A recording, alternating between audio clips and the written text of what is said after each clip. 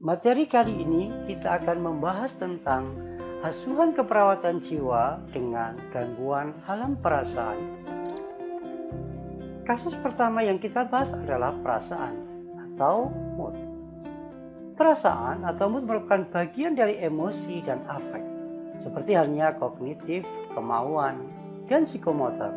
Maka emosi serta afek klien dapat mengalami gangguan. Perasaan suasana hati yang mewarnai seluruh kehidupan psikis seseorang dan mempengaruhi seseorang dalam waktu yang lama.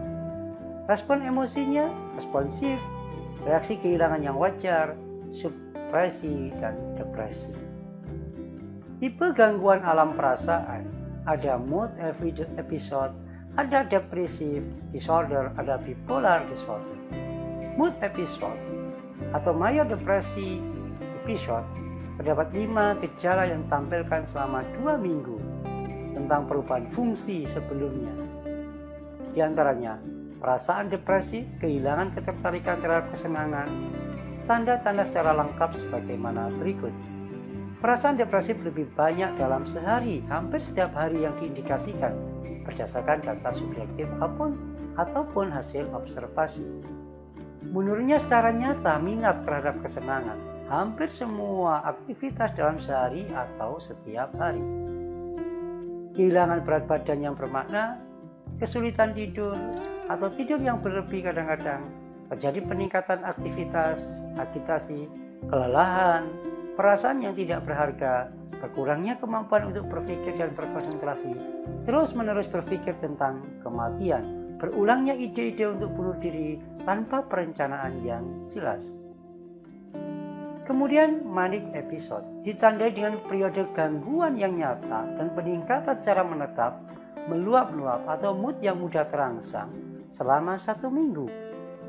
Selama periode gangguan, 3 atau lebih gejala berikut telah menetap dan telah tampak dalam tingkatan yang berarti seperti melambungnya harga diri, menurunnya kebutuhan untuk tidur, lebih banyak bicara dibanding dengan biasanya, ide yang meloncat-loncat atau flight of idea, pengalaman subjektif bahwa ia berpikir meloncat, perhatian yang mudah teralih, atau distractibility, kemudian peningkatan dalam perilaku yang bertujuan atau agitasi psikomotor, keterlibatan yang berlebihan dalam aktivitas yang menyenangkan.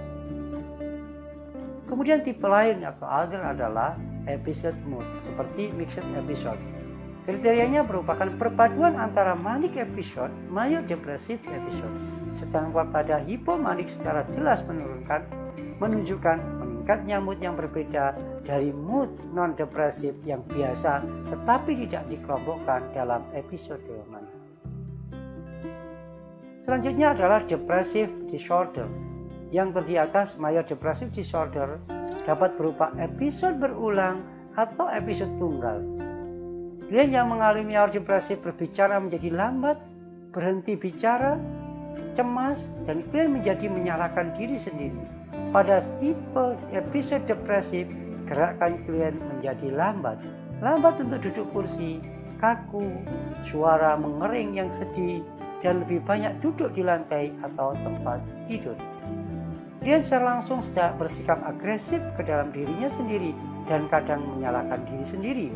Perasaan berdosa dan bersalah, kesengsaraannya sangat mendalam. Selanjutnya, setelah periode ini, klien dapat mencoba bunuh diri. Kemudian dysrhythmic disorder. Dalam diagnostik dan statistik manual of mental disorder, kondisi ini dikenal dengan nama depresi neurosis. Kondisi ini ditandai dengan mood yang terdepresi dalam sebagian besar hari. 2 atau lebih gejala depresi ini dapat ditampilkan seperti menurunnya nafsu makan, kelelahan, sudah tidur dan tidak berlebihan, kemudian harga diri rendah, kesulitan konsentrasi, kesulitan buat keputusan, perasaan putus harapan, dan sebagainya. Kemudian yang ketiga adalah bipolar disorder. Bipolar disorder dengan tipe ini, klien mendemonstrasikan kekuatannya, meluap-luap, menggambarkan irama moodnya. Kemudian yang cyclothymic disorder, individu dengan ini cenderung mengalami irama mood seperti kenangan dan depresi. Selanjutnya adalah gangguan mood depresi. Pikiran tentang kematian dan bunuh diri bila seorang rentan untuk menderita depresi dibandingkan dengan orang lain. Biasanya yang bersangkutan mempunyai corak kepribadian sendiri. Ciri-ciri gangguan mood depresi adalah mereka sukar merasa bahagia, mudah cemas, gelisah, khawatir, irritable, tegang, dan agitatif. Mereka kurang percaya diri, rendah diri, lebih suka mengalah, lebih suka berdamai. Pengendalian dorongan dan impuls terlalu kuat, menarik diri, lebih suka menyisih, sulit ambil keputusan, enggan bicara, suka mencela, mengeritik, menyalahkan orang lain, atau menggunakan mekanisme pertahanan penyangkalan. Demikian materi kali ini, sampai ketemu dengan materi berikutnya.